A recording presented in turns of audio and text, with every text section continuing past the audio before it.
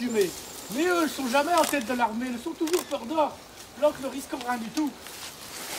Donc, on a à côté de Travaux deux escadrons de chasseurs, nos Basques. Nos Basques, les Basques, et des gens qui sont ni français ni espagnols, ou peut-être des noms les deux à la fois, puis que le faisons là, au cours de leur guerre, en tout cas ils sont là. On a également toute une gueurouée de soldats à pied, on en a partout, partout dans la Ken. Vous pensez bien que nos gars, quand l'ont vu tout ça arriver, les tiens dans nos creux de maison, là, par là, l'ont empoigné les armes, et puis ils l'ont débornigé tout de suite. Ils l'ont débornigé, ils ont quitté l'île, ils se sont sauvés, quoi. L'ont traversé la Noue qui était enfondue, l'ont bornassé un petit peu en traversant, je pensais bien, ils faisaient nos cibles faciles. On a deux ou trois qui sont restés sous le carreau d'ailleurs. Puis de là, ils se sont engagés dans le bois de la Chaboterie. Charette, il est déjà dans le bois. Tout Acqueny est exténué, c'est avant créé dans les érindes, autrement dit, c'est effondré dans les épines. Bossard, ça volé, pardon, snette de camp. L'a ramassé, l'a pris par les épaules et puis l'a rabalé jusque là où il nous trouvait. Je suis un fier soldat de la Convention, originaire de Bayonne. Je suis caporal dans l'escadron de Travaux. Et je me souviens très bien de ce jour de gloire pour notre armée. D'ailleurs, à un moment, Travaux s'agite, comme un chasseur suivant sa proie. Il relève alors les traces d'un soulier bien fait, il devine celui de Charette et s'écrie « Serait-ce lui, enfin ?» Aussitôt, Travaux, dont le panache attire les coups, disperse des fantassins derrière la haie du pré de la Musse. 3 hommes qui pénètrent sous le bois, galopent à l'ouest, rabat ses chasseurs vers la droite pour cerner le taillis. Pour nous, on n'a plus guère de doute. La question est pas de savoir si en sortiront vivants.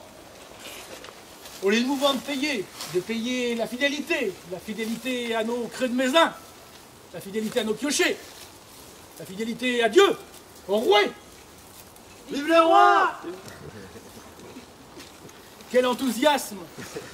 Et pour la restauration n'est pas pour demain. On a de la pièce pour un Napoléon qui va mettre l'Europe à feu et à sang pendant 10 ans. Enfin bref, c'est une autre histoire. Mais là qu'on est dans la liste, tout le monde nous tombe dessus.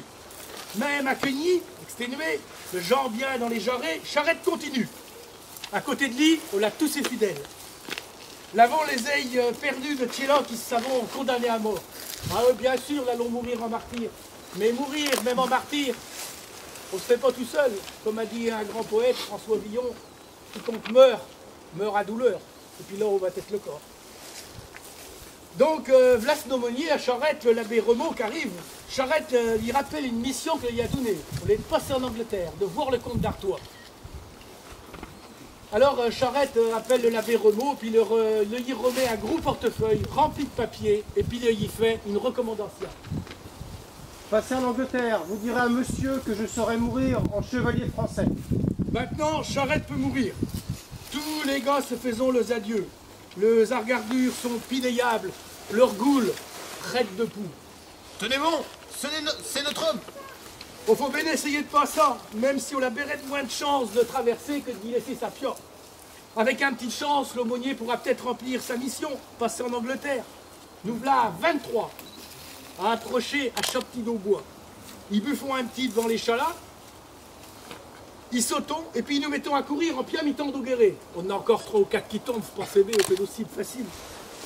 Charette, lui, est resté dans le bois, avec 9 gars. On écoute les cris de chasseurs qui galopent les gars, puis qui les tournent. Vous pensez bien qu'on le pougne. Le se demande si Remaud passera pour aller en Angleterre. À l'entrée d'Aubois, Travaux, lui. Travaux, laisse l'Italie, parce que depuis le temps que le galope Charette, il commence à le connaître, il commence à connaître ses ruses. Le se dit qu'on était encore une ruse supplémentaire. Parce que les malins, lui aussi, qui ont fait de baisse de Travaux, on a compté les gars qui sortirent d'Aubois. 1, 2, 3, jusqu'à 23. Et il en a déduit que Charette n'avait pas débornigé, il était torjou dans le bois.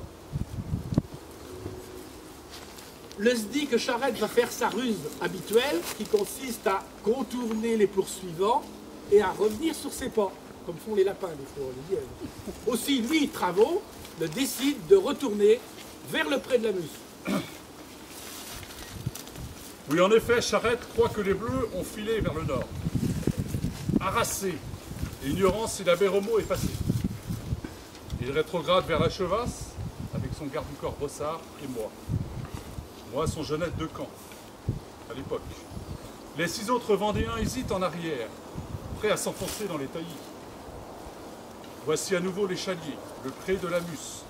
Déjà, Charette et nous autres pataugeons dans l'eau, quand soudain, des cris éclatent. Voici Charette! Voici Charette! Notre capitaine basque à cheval, derrière la haie, tire comme un fou, avec 4 pistolets.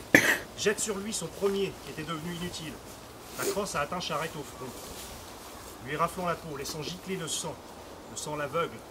Charette défaille. Il retourne vers l'échalier, mais il tombe. Son maître de camp le charge sur son dos, enjambe avec lui l'échalier. Mais notre capitaine, qui a sauté de cheval, pistolet d'une main, sabre de l'autre, accourt avec quelques chasseurs et perd même ses bottes dans la boue. Ah oui. À ce moment, mon ami Bossard, quittant le sentier, veut rentrer dans le taillis. Il traîne le général par le dos. Les chasseurs tirent, il tombe. L'aide de camp, le chevalier de l'Épinay, de la Roche d'Avaux, se précipite alors, rentre, le corps de Charette sous le bois. Et comme déjà un bleu débouche sur lui, il décharge son pistolet. Le chasseur blessé s'affale, mais les camarades tirent à leur tour. Bossard, le guerrier des fidèles, est mort. Charette, complètement abattu, est resté avocré au bas. Mais dans la main, la torjousse d'Espingole, qui est une espèce de pistolet.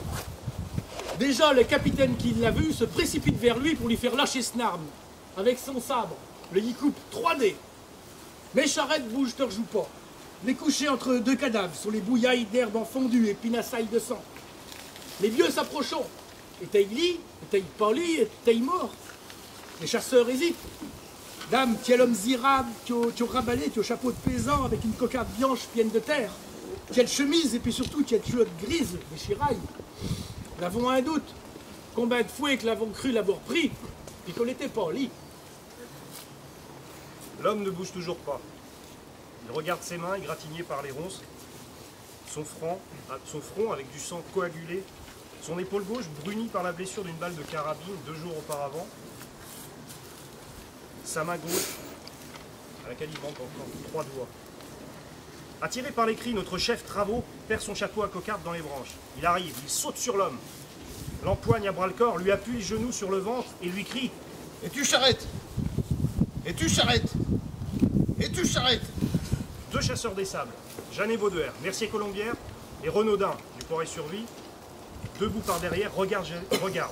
Jeannet Bauduère s'écrie « Soulevez un peu que je vois sa figure !» Travaux s'écarte et l'autre, ayant reconnu Charette, exulte. « Tenez ferme, c'est notre homme !» Charette s'éveille, ouvre les ailes, regarde autour de lui.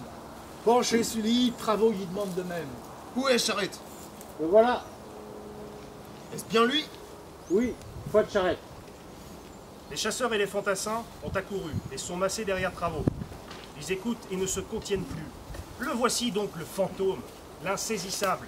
« Vive la République! Vive Travaux !» Les cris redoublaient dans la prairie. Les soldats soulevant Charette par-dessus l'échalas pour le faire passer dans le pré. Et puis le poser au dehors du bois. Les bleus s'agorrent pour la regarder, le criant de même. « Vive Travaux! Vive Travaux !» Charette lève la taille vers l'officier qui a perdu sa chapiote générale avec ses plumées. Et lui demande de même. Êtes-vous Travaux? Comme Travaux fait signe que oui, on les bélit, Charette qui dit avec émotion. Je suis heureux d'être votre prisonnier. Je vous félicite pour votre bravoure et votre humanité. Charette est calme, le discute vrai simplement avec les bleus. Puis les bleus, c'est tout non. Charette parle comme s'il n'avait pas où écouter.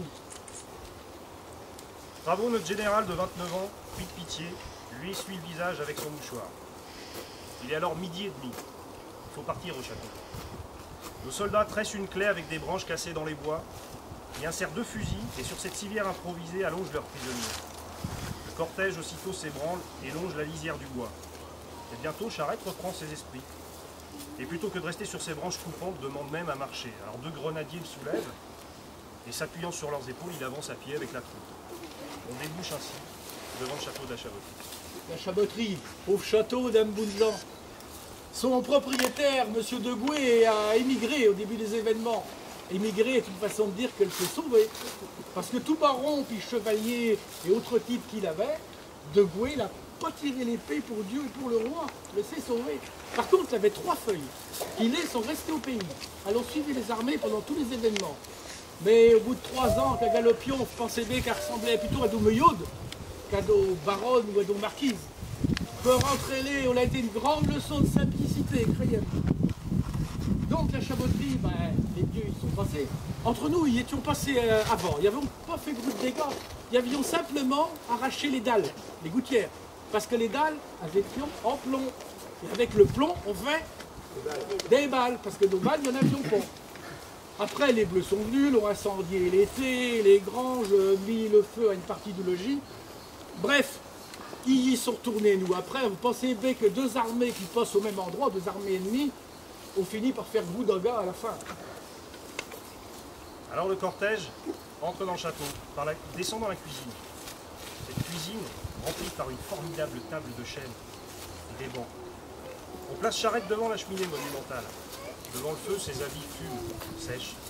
On lave son front, ils ont été séchés.